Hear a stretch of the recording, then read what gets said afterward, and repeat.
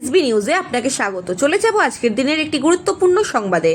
নবান্ন অভিযানের প্রস্তুতি সভা, শুভেন্দু অধিকারীর হুঁশিয়ারি, একটাই দাবি মমতা বন্দ্যোপাধ্যায়ের পদত্যাগ। নবান্ন চলো অভিযানের আগে প্রস্তুতি সভা অনুষ্ঠিত হলো কলকাতার আইসিসিআর হলে।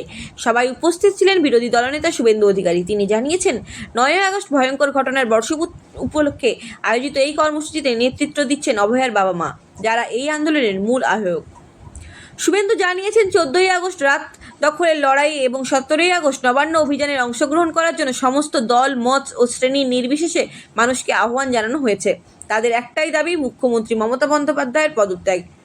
তিনি আরও জানান, নবান্ন অভিযানের মূল দায়িত্ব থাকবে পশ্চিমবঙ্গ ছাত্র সমাজ। 2024 সালের ঐতিহাসিক নবান্ন অভিযানের সংগঠকরাই এবারে কর্মসূচির প্রধান রূপকার। এইবার প্রায় 10,000 স্বেচ্ছাসেবক থাকবেন, যারা সম্পূর্ণ অনলাইনে রেজিস্ট্রেশনের মাধ্যমে যুক্ত হবেন। অনুষ্ঠানে নবান্ন চলো নামে একটি পোর্টাল উদ্বোধন করা হবে। পরিবহন ব্যবস্থার উন্নতিতে কেন্দ্রের সহযোগিতা চেয়ে রেলমন্ত্রী অশ্বিনী বৈষ্ণবকে সঙ্গে দেখা করে অতিরিক্ত রেলের দাবি জানানো হবে বলে জানিয়েছেন শুভেন্দু অধিকারী। নবান্ন অভিযান রাজনৈতিক পতাকা ছাড়াই সমস্ত দলের অংশগ্রহণকে স্বাগত জানানো হয়েছে। আপাতত দুই দিক থেকে মিছিলের পরিকল্পনা করা হয়েছে, একটি সাঁতরাগাছি থেকে এবং অপরটি রানী রাসমণি রোড থেকে।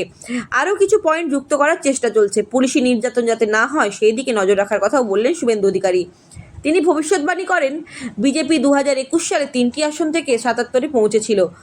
2026 সালে বিধানসভা নির্বাচনে তা বেড়ে 177-এ দাঁড়াবে। এই সভা থেকে আগামী আন্দোলনের স্পষ্ট বার্তা দিলেন বিরোধী দলনেতা। লড়াই থামবে না যতক্ষণ না দোষীরা ধরা পড়ছেন।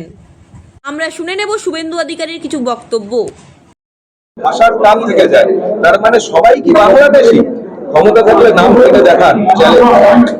ক্ষমতা আছে কে সেইভাবে তৈরি হয়েছে, দে আর নট সোশ্যাল। অতএব এরা যে কোনো দেশের ইন্টারনাল সিকিউরিটির ক্ষেত্রে এরা দে আর হার্মফুল। তাই কোনো ইসলামিক কান্ট্রি নেয় না, ভারতের তো নেওয়ার প্রশ্নই নেই। থাকবেন বিজেপি সরকার আসার পরে, আমি ওনাকে অ্যাসিওর করছি, বিজেপির মতো বা আমার মতো আপনাকে হাইকোর্টে যেতে হবে না। আপনি প্রেয়ার করবেন, সরকার বিজেপির যে সরকার আপনাকে পারমিশন দিই। আর মমতা বন্দ্যোপাধ্যায়ের কাছে প্রমাণ দেওয়ার তো দরকার নেই।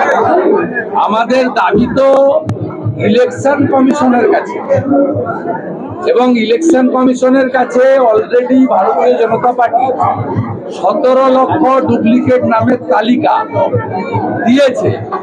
আর অভিযোগটা যেহেতু মমতা ব্যানার্জির বিরুদ্ধে, তাই মমতা ব্যানার্জির কাছে তালিকা দেওয়ার কোনো প্রশ্ন নেই।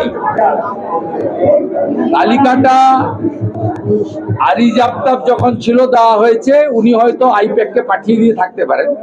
আবার মুসলমান লেখা আছে, এবং এই ভোটগুলো কমপ্লিটলি উনার খুব সেফ এবং কনসলিডেট ভোট। 10টা থাকলে ছিলেন, ওটা আমরা করতে দেবো। ওটা বুদ্ধবাবুর দুর্বলতায় আপনি করেছেন। 16 দিন ধরে বসে আপনি টাটার একটা তৈরি করা কারখানাকে উড়িয়ে দিয়েছেন।